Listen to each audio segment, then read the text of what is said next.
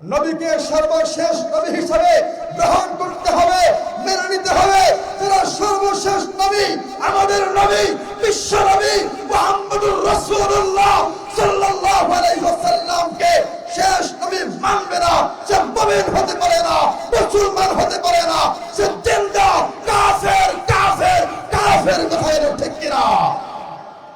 শুধু তাই না, এই বর্তমান সময়ে কাদিয়ানী সম্প্রদায় তারা নিজেকে নবী দাবি করে গোলাম আহমদ কাদিয়ানী সহ তার অনুসারীরা সহ নবী দাবি করে আমাদের নবীর পরে আর কোন নবী পৃথিবীতে আসবে না, অথচ তারা নবী দাবি করে সেই গোলাম আহমদ কাদিয়ানী সহ তার সমস্ত অনুসারী সহ নবী হতে পারে না।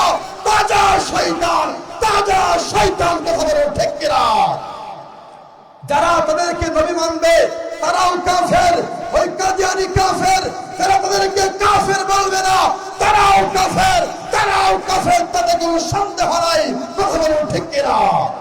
সম্মানিত হাজিরিন, সেই সর্বশেষ নবীকে নবী হিসেবে গ্রহণ করতে হবে, নবীদের আদর্শ গ্রহণ করতে হবে। তাহলে পরকালে সেই নবীদের শাফাআত পাবো, সুপারিশ পাবো। পৃথিবীর কেউ আপনাকে চিনতে না পারে, পৃথিবীর সকলে আপনাকে ভুলে যেতে পারে, কিন্তু সেই কঠিন মুসিবতের সময় আপনার নবী, আমার নবী, বিশ্ব নবী রাহমাতুল লিল আলামিন আপনাকে আমাকে ভুলবেন না। কথা বলো ঠিক কিনা?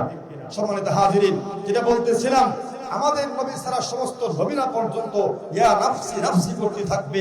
কেমন ভয়াবহ অবস্থা সেদিন হবে, এটাই বলার উদ্দেশ্য। তাহলে সেই কঠিন মুসিবত থেকে বাঁচতে হলে কোরআনকে আপন বানাইতে হবে, কোরআন সুন্নাহকে আঁকড়িয়ে ধরতে হবে। তাহলে দুনিয়াতেও শান্তি, পরকালেও জাহান্নাম থেকে পেয়ে যাবো মুক্তি। কথা বলো ঠিক কিনা? আল্লাহ রাব্বুল আলামিন প্রত্যেকটা কথা সহিভাবে বোঝা এবং আমল করার তৌফিক দান করুন। আল্লাহুম্মা আমিন।